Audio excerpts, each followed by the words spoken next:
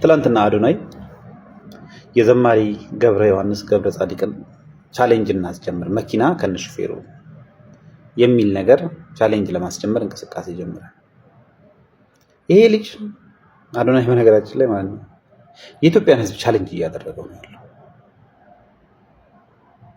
ምን አይነት የተሳሳተ መንገድ ላይ እንዳለን እንደ ሕዝብ ማለት ነው እንደ ሕዝብ ጀግኖችን መፍጠር እንዳቃተን ምልክት ሆኖ እያሳየን ነው።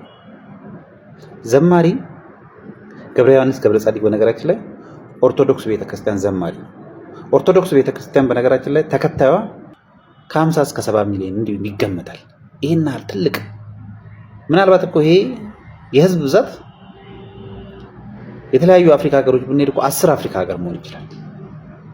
ይሄን ያህል ህዝብ ያለው እምነት ዘማሪ ይሄ ዘማሪ መኪና የለውም። አስቡት። እንደው ዝም ብዬ በለውሳ ዝም ብዬ ስጠይቅ ጎግል ላይ ሰርች ሳደርግ ከ150 ያላነሰ መዝሙር ሰርቷል። አብዛኞቹ መዝሙሮች በሚባሉ ደረጃ በሁሉም ቤት ተሰሚነት አላቸው፣ ይደመጣሉ። ይሄንን የሚያክል ተጽዕኖ የሚፈጥር ዘማሪ በእግሩ ነው የሚሄደው፣ ላውም አይነ ስውር ሆኖ ማለት ነው። ይሄን ቤትም የለው ይሆናል። አስቡ ምን አይነት ሰዎችን እያነገስ ምን አይነት ሰዎችን ቀብረን እንደምንኖር ተመልከቱ። እርግጠኛ ነኝ ይሄ ልጅ የሚሰራቸው መዝሙሮች አይደለም በኦርቶዶክሶች ብቻ አይደለም በሌሎች እምነቶች ባሉ ሰዎችም ሊሰሙ የሚችሉ ናቸው። ይሄንን የሚያክል ትልቅ ሰው ይሄንን የሚያክል ጀግና በእግሩ እንዲሄድ አድርገን እነማንን መኪና ውስጥ እንዳስገባን እንመልከት እስቲ። ራሳችን እንታዘብ። ተምሬ ነው የሚሰሩ ሰዎችን እንሰርቃቸዋለን፣ ለማይሰሩት ውስጥ እንሰጣለን።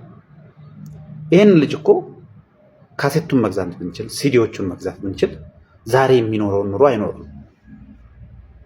ዩቲዩብ ላይ ሄጄ አየሁት ያለውን ተከታይ ብዛት የሱን ፔጅ ማለት ነው 49,000 150 መዝሙሮችን የዘመረ ሰው ዝም ብሎ ራንደም ነው በነገራችን ላይ ከዚህ የበለጠ ሊሆን ይችላል። እና የተለያየ አገልግሎት ላይ መገኘት የሚችልን ሰው እድሜ ልኩን ለዚህ ለሃይማኖቱ ዲቮት ያደረገ ሰው እኛም አንከተልም። ግን አንዲት ሴት ማለት ነው ሰው እርቃኗን ወጥታ እንዲህ ስለደነሰች እሷን እንከተላለን። በሚሊዮን ሰዎች ይከተላል።